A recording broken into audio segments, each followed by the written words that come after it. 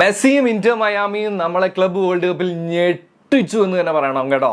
Yes, അപ്പോൾ club world കപ്പിൽ ഈ സീസണിൽ ഏറ്റവും കൂടുതൽ വിമർശനങ്ങൾ കേൾക്കുന്ന ഒരു ക്ലബ്ബ് തന്നെയാണ് ഇന്റർ മയാമി. കമ്മിറ്റി ടീം എന്നുള്ളതാണ് വിളിപ്പേര്. അവരുടെ കഥയാണ് ഇനി പറയാനായിട്ട് പോകുന്നത് കേട്ടോ. യെസ്, അപ്പോൾ നമ്മുടെ വീഡിയോസും കാര്യങ്ങളൊക്കെ ഇഷ്ടമാണെന്നുണ്ടെങ്കിൽ യൂട്യൂബിലാണെന്നുണ്ടെങ്കിൽ ഒന്ന് സബ്സ്ക്രൈബ് ചെയ്യുക, ഇൻസ്റ്റയിലാണെന്നുണ്ടെങ്കിൽ ഒന്ന് ഫോളോ ചെയ്യുക എന്ന് ഓർമ്മിപ്പിക്കുകയാണ്. അപ്പോൾ കാര്യത്തിലേക്ക് കടക്കുകയാണെന്നുണ്ടെങ്കിൽ 360 squad value, total million squad value ഉള്ള ഒരു ടീമാണ് FC പോർട്ടോ. ആ FC പോർട്ടോയെ വെറും 65 മില്യൺ സ്കോഡ് വാല്യൂ ഉള്ള ഇന്റർ മയാമി 2-1 തോൽപ്പിച്ചു എന്നുള്ളതാണ്.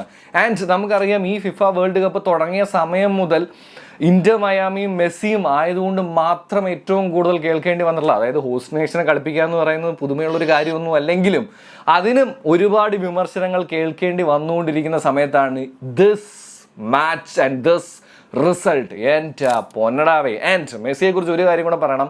ആ മാജിക് ഇപ്പോഴും അവസാനിച്ചിട്ടില്ല. അവസാനിച്ചു എന്ന് നിങ്ങൾ ആരെങ്കിലും വിചാരിക്കുന്നുണ്ടെങ്കിൽ നിങ്ങൾ ഏതെങ്കിലും ഡോക്ടറെ പോയി കാണുന്നത് നല്ലതായിരിക്കും എന്നുള്ളതാണ്. ആൻഡ് അതിൽ വേറൊരു കാര്യം കൂടെ ഉണ്ടല്ലോ, ചരിത്രം കൂടെ സൃഷ്ടിച്ചു എന്നുള്ളതാണ്. 1250ാമത്തെ ഗോൾ കോൺട്രിബ്യൂഷനാണ് മെസ്സി ഈ മത്സരത്തോടെ നടത്തിയിരിക്കുന്നത്. ആൻഡ് 50ാമത്തെ ഗോളും ഇന്റർ മയാമിക്ക് വേണ്ടിയിട്ട്, അതും ഇൻ സ്റ്റൈൽ. ഇന്റർ മയാമിയും പിള്ളേരും മെസ്സിയും just cooked FC Porto and all the haters out there.